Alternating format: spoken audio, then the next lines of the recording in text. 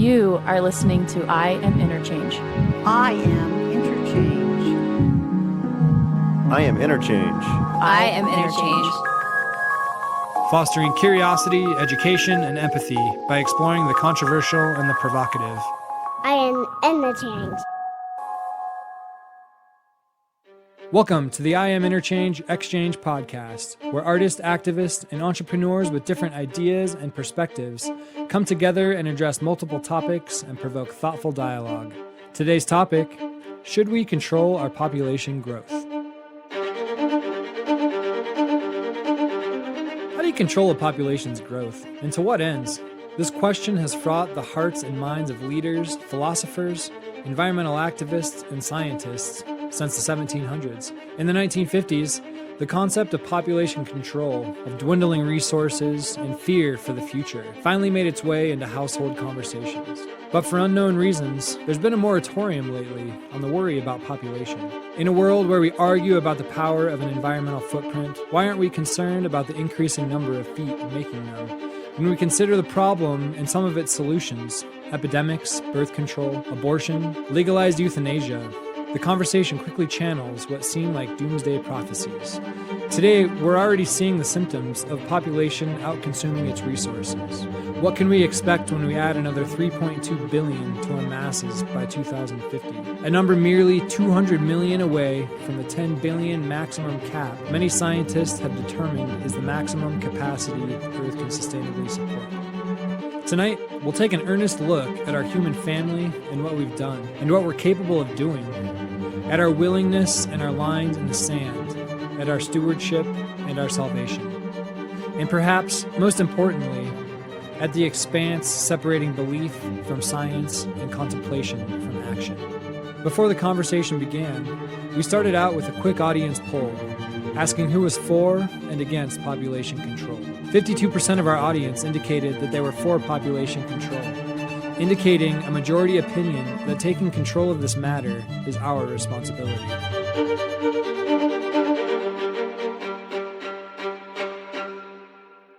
We've got a great panel for this episode. Join me first in welcoming Uma Graham. Uma started an organization at Montana State University called Thrive on Plants, with a mission to promote sustainability, personal health, and respect for all life through plant-based diets.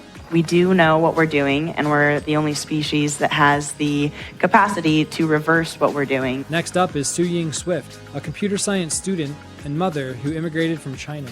Su-Ying grew up under China's one-child policy, but experienced how families and neighbors found a way to have more children when their will and wealth made it possible. If you're taking so much resources just because you're old and sick, you probably can make a decision to let go. Our next panelist is Jacob Schreiner, a pastor at New Life Foursquare Ministries in Montana, who believes that the Bible is clear in its message that man is intended to have dominion over the earth. When it comes to population or resources or those things, I truly believe we have the ability to steward things better. After Jacob, we have renowned paleontologist Jack Horner, an inspiration and advisor for the Jurassic Park films, and staunch believer in the carrying capacities of scientific systems. In evolution, there are no lines. The biggest changes that occur in evolution are from one generation to the next. So you can't draw a line and say, your parents were a different species. Rounding out the panel is psychic and author Danielle Egnew, who believes that we're on a path to overextending Earth's resources, but that we have the opportunity to choose a new path at every moment. I am an enormous optimist about everything because I have the opportunity to see things from a perspective that is not simply my human whiny suffering. We'll start by exploring the idea that population growth may not all be bad, that more is better when it comes to human ingenuity and innovation. Su-Ying will kick off this topic with an economic perspective, but the conversation quickly expands to cover humanity's timeline on Earth, with starkly contrasting perspectives from Jack and Jacob. We've talked a lot about the problems of overpopulation. What are some of the benefits of having a large population? China's economy is dependent on the large labor. I think that's a good thing, but I think we're losing that right now. So that's why they're encouraging people to have the second child, which the funny result is that the birth rate is dropping. they opened the second child policy 2016, and then 2017 the birth rate dropped. So young people don't want to have kids because it's so much pressure. If they have a child, it will lower their living standard because it's so expensive. I would say what we're doing right now. And when you have less control on those things, you bring out and the sex of the different reality of people being able to communicate and talk, and it's not controlled where it's here's one thought, one way, how you do it, and it's the very reality of what we're sitting here trying to do tonight. So, creation or evolution, how long have humans been on Earth? From biblical studies, from what we would believe, about 10,000 years at the most, in terms of looking at the history of what we have written going back in the generations. And our date and how we talk about years and things, AD and BC, is built around the shift in culture and what we have recorded. A lot of what China and Korea and the Asian culture has maps about the dynasties back to that same reality, or what we would believe. I'd probably disagree with that. What do you disagree? Well, I mean, for a written history, I think that's pretty cool. But there's a history before that. There's a prehistory. You have a geological record. How long does it date back for humans? Well, that's a good question. You have to define a human. So, how do you define a human? 250,000 years. It really depends on, Homo sapien. If you're looking at Homo sapien, and of course, there's in evolution there are no lines. It didn't, the biggest changes that occur in evolution are from one generation to the next. So you can't draw a line and say, your parents were a different species. How do you two address the disparity between the creationist timeline and that of science? I don't disagree with science. I don't argue with it, but I think there are times when we, to the best of our ability, to the best that we've been able to come up with, have figured something out, and it may not fully explain what's going on. My concern is more the people in this room. How you live, how we take care of one another. And so when it comes to population or resources or those things, I truly believe we have the ability to steward things better. With the concepts of spirituality and science on the table, we turn to the topic of stewardship, namely, how God defined man's relationship to Earth and its resources from a religious perspective, and if humans can actually have the will to make better choices for the future of the planet. How does your notion of heaven as being eternal and Earth being temporary impact your sense of responsibility and stewardship? If you look at the Hebrew translation of dominion, it really falls more in line with stewardship. It really does. And what I feel is that the consciousness of where we're at is the consciousness needs addressed. Because we could say, well, it's science or it's religion or it's this or it's that. Yet how we address this and the room we give it in our lives, that is, in my opinion, what's going to actually bridge this next section of doing well in humanity. I don't know about dominion. I think stewardship, if we have stewardship capability, we're not very good at it, in my opinion. We do know what we're doing, and we're the only species that has the capacity to reverse what we're doing. And so I think maybe it's not dominion, but it's a responsibility to set things in place. That way, ourselves going forward after 12 years from now, we can actually live in a world that is somewhere that we want to be and that future generations can also survive in, along with biodiversity of other species that support our livelihoods. I'm an extreme pessimist. I think that's what we need to do, but I don't think we will. I think we have great wish that we're going to do something to change things, but our ability to change things, or are we really going to do it, is another deal. I'm pessimistic too. Given the dire thinking about our trajectory, I asked the panel to dive deeper into human dynamics that could occur when scarcity becomes the norm. With Jacob continuing to bring optimism into the discussion, our conversation revisits the topic of humanity's collective impact as a species, and if that impact is somehow sanctioned by a higher power for our time on this planet. What happens to human rights and compassion when our resources get low? We can be better, that there are things that can change it. We call it survival of the fittest. And And survival of the fittest really is what we see with non-human creatures on this earth. For us, for humans, we've gotten to this point where it's cultural and therefore becomes survival of the richest and becomes, people that have the resources end up with the food and the water. And I think if we look around, that's what we will see. We're going to continue with our consumption and not really care that it's taking away from somebody else that has lower incomes and less resources. We have a good geologic record, and we can identify marine sediments, sediments deposited in an ocean, and those deposited on land. And here in Bozeman, Montana, we have a good record of 11 different oceans that covered Montana at 11 different times throughout our 1.5 billion years that we can accurately measure. That's the hard part about science is 100 years ago, we would have said it was one thing. And then as we continue to explore and understand more and look at more, our depth grows. And I don't disagree with the science of what you're looking at, but as we test and hypothesize and look at things, that's the best we can offer at this point. I just don't believe it's the full answer. Human population growth is now a double-edged sword of sorts. There's not only more of us, we're all living longer lives and requiring more resources to sustain our existence. Our panel explores the controversial topics of extending life through modern medicine and whether we have the individual right to end our lives as we see fit.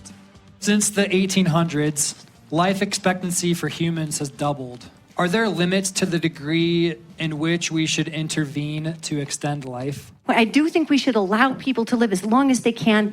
Yet I've watched people. I've gone in as someone who has done a version of pastoral duties, who has gone in to help someone cross over.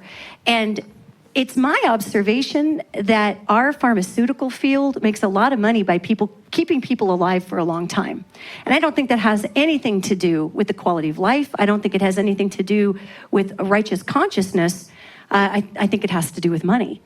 And in cancer, I know someone who led an amazing lifestyle and prayed and got rid of her cancer. Energy, the fact that we can keep ourselves alive through energetic transmission is amazing. So when the question is posed, do we keep people alive too long? Of course, we're going to want people to be alive as long as we can. Yet I think we really have to ask ourselves, at what point are we keeping them alive for us? And at what point does nature just really want to call them back to the next phase of their life? Most species, if you're looking at most species, most species, after they can't have kids anymore, right, start going into some kind of senescence.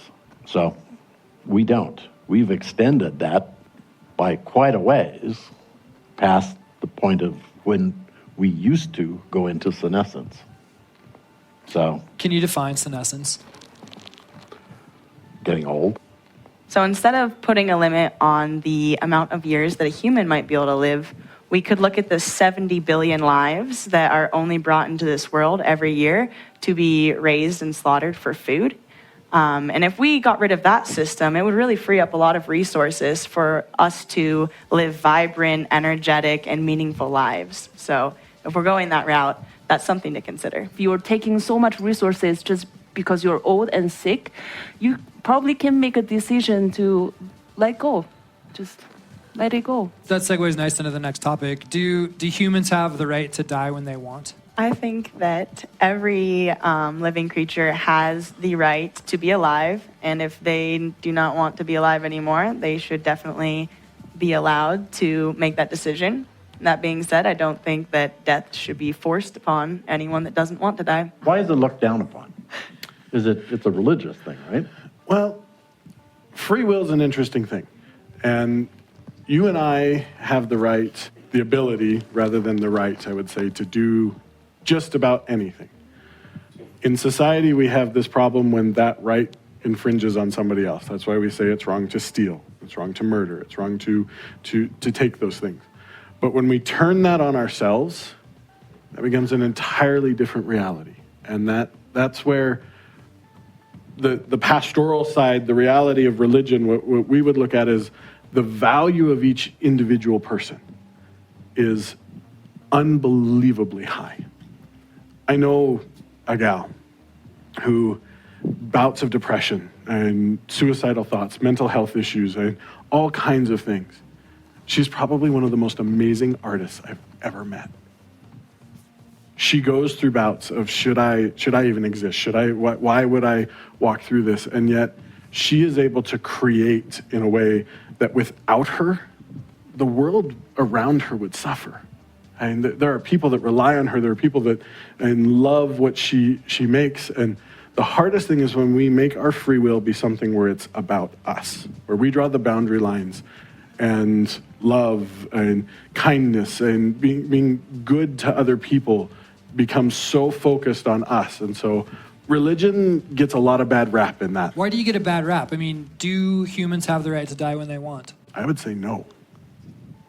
Because when someone goes to that place of wanting to die, and I'm not talking end of life, someone's aging, and when someone is in the middle of a crisis, and we stop little kids from drinking the chemicals under the sink because it can hurt them. They don't understand. So that's not because they want to. But maybe not. They want to explore. They want to do these things. How can we say that you want to die and that that's an okay thing when there may be other things at play, when there may be other forces at play, when there may be other things, and the reality of who we are and what we carry as humans, and the energy that's talked about, the things of life, they're not quantifiable in, well, I just want to die today. Most people don't just wake up going, I want to die. There's a bigger picture in that. And trying to boil it down to, well, I have the right to, is a oversimplification. When I watch people saying, I'm ready to die, or I don't want to be here, and then watching what happens to the generalized people who were touched by their absence, and watching the energies of the ripples and the growth and the incredible stuff that comes on the other side of that, the healing. I am an enormous optimist, period, about everything, because I have the opportunity to see things from a perspective that is not simply my human whiny suffering, which is vast because I'm Italian and that does happen. So it's a fascinating thing. Is that I think we have a right to. Well, maybe our right to is part of a greater picture that inspires some really phenomenal growth that had we not made that choice, maybe that wouldn't have happened. So, yes or no? Yes. People have the right to die when Yes. they want. Okay. You have to wait until your parents go. Birth control, abortion, and sex education have all garnered their share of controversy and political conversation over the past few decades. We're divided in our thoughts about the conditions or circumstances that should limit the creation of new life. Our panelists have had their own unique experiences in this challenging realm and approach to the topic with perspectives ranging from the deeply personal to beliefs that we should all be educated to make our own choices. Jacob starts our conversation and gets right to the heart of the moral quagmire in discussing life created through rape, while our other panelists discuss the merits and mechanics of personal choice. I got to meet a young man that was the product of a rape, and his mom said the most amazing thing about, had she aborted him, it would have been cutting off from her life the greatest gift she ever had. And she couldn't change the rape. She couldn't change what happened. She couldn't change the destruction. But the love that came out of her relationship with her son, the reality of what came from that. And people have their choice. They have the free will to do things. But I know, at least in one instance, an amazing redemptive reality of when life was formed. I don't believe we have a right to say you can procreate and you cannot. That starts to tip some funky karmic timelines in my field, and I would not be for dictating who can procreate or not. One of the things that is often focused on to reduce procreation rates is the education and empowerment of women. If that is one of the most effective ways, why is there not more focus in that area in terms of global aid? In many cultures, the propagation of the species is a show of wealth. It's a show of power. It's a show of what you have to offer the world. And in many cultures, the education of women is not considered necessary at all. If that is a cultural issue, then that culture is not going to reach out and tell women, hey, empower yourselves, make sure you're not overpopulating, or, make yourself healthy or whatever, because the value of that whole human being is how many babies can you put out. So I think perhaps maybe a question that would go to that is, since we have cultures on Earth that do not allow a lot of women to make the decisions for their own right to procreate or not, goes back to consciousness. Do we go in and say, that's wrong? Well, isn't that tipping the scales of karma? I think it is. So then we have to sit back and say, well, we've got these cultures that exist that talk about this and do this, so how do we offset that in other ways? Because I just don't think we're going to have a pat answer for why are women shut down. By choosing more plant-based foods, we're reducing the amount of water that we're using, the amount of land, and we are able to reduce greenhouse gas emissions to mitigate climate change effects. And this is going to have global benefits for how much food we can produce in the future, and support all of these children that we're bringing into the world right now. If everyone chooses that there's no hope, and then it doesn't matter how many kids we have or what we eat, what sort of pollution we're putting out on the world, then that is every single one of us, all 7.5 billion of us, making a negative impact on the world because we believed that negativity was going to be the truth. But if we decide to instead say, I'm going to believe that I can make a difference and make some small changes, whether it's maybe I just want to have 1 or 2 kids, maybe I want to eat, only meat on the weekends. All of those actions are going to have long-term effects. And if everyone's making small choices like that, we are going to create naturally a more positive and the world that we were optimistically believing in. Now China has 30 million more men than women, which is whole Canada. Can you imagine that? Whole Canada's population. When I was 7 or 8, I saw a dead baby in a trash can. It just in the 80s and late 80s, early 90s, it was so common to do abortion and to, sorry, I get a little emotion because I have a mom. I can't, That's what the one-child policy did. So now they have to face another problem. Where are we going to get more women to produce men? What are some of the more problematic issues that arise with overpopulation? Well, it is lack of resources. The carrying capacity of the earth. If everyone lived like we do here in the United States, we would be over capacity already. The interesting thing about resources, though, is you see, and just look at history, and we come to a place where society says, well, we only have this much, we can only do this, and anthropologists have studied the reality of culture and what happens in those eras, and there seems to be scientific breakthrough, there seems to be a way to refine where we're able to use our resources better. Just heard an article the other day, and a guy talking about what he can do to make energy with water. Crazy reality of some science that they're trying to figure out right now in the quantum mechanics of what it is. Like hydro? No, it actually has to do with quantum tunneling, and math and science is way above my pay grade or understanding on things, of their ability to split hydrogen and create energy. They're getting close to cold fusion. They're getting close to the reality of producing energy in different ways. Who knows 5, 10, 15 years where we would be, and how we can use the resources we have now in an entirely different way. We'll close this episode with a reflection from each of our panelists on what gives them hope in this difficult topic despite the dire tone of today's discussion and the challenges we're collectively facing.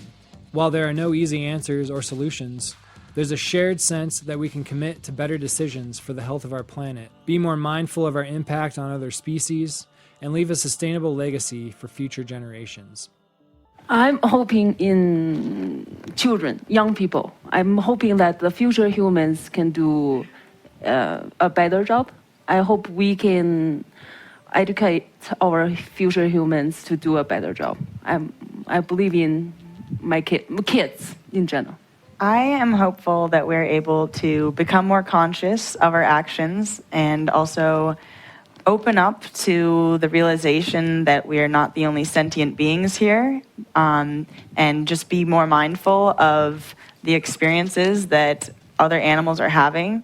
We're the only ones that are in control of the fate of all the other species on this planet that we evolved alongside. I have hope that we are more mindful of our actions and that we include the existence of others and how the quality of their lives is affected by our actions, and include them in our plans for the future. If you could advise the people here today and leave them with a parting thought, what action would you like them to take? The action of completely accepting that every single thing you do, every single thing you think, every single thing you say affects the quantum field, affects the earth, affects the ether sphere, and that the illusion that you are separate is just that we are a massive connective biosphere of consciousness that shares our pain and shares our joy. And I would ask everyone to accept that, because in accepting that, there is no denying things like issues with our climate, issues with hungry people, issues with pain. I would ask us all to go in acceptance and wake up a little. That we are not independent beings floating out in space that have nothing to do with anything. That we are entirely the everything. Well, I just like to ask them to recycle stuff. and quit watering your lawn. That's a good one. Yeah, good one. I would echo actually a lot of what Danielle says in that reality that we're not an island. The choices we make, the things we do, it affects, and this whole idea of overpopulation and how the world needs to move beyond. We can't always solve what's going on in Africa. We can't always solve what's going on in the other parts of the world. But we all walk out our front door every day and we encounter our neighbors, we encounter those we work with, and we do have an impact. We do, and the reality of choosing love, choosing beyond just your own nose, is a very, very important thing. And I think we can find far more solutions to the things we face when we do that than when we don't put the blinders on. Can somebody invent a birth control that is 100% useful?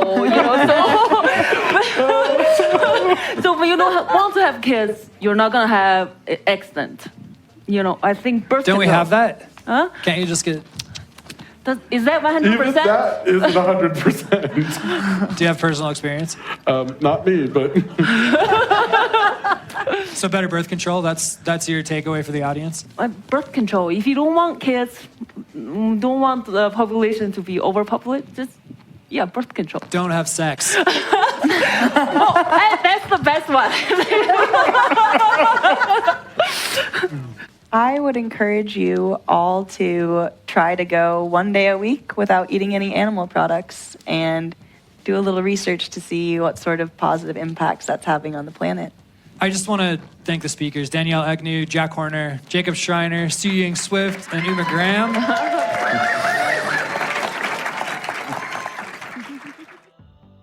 Following the panel discussion, we took a follow-up poll to see if we had moved the needle in the audience's opinion about population control. Indeed, we had. At the conclusion of the episode, support for population control was down to 40%.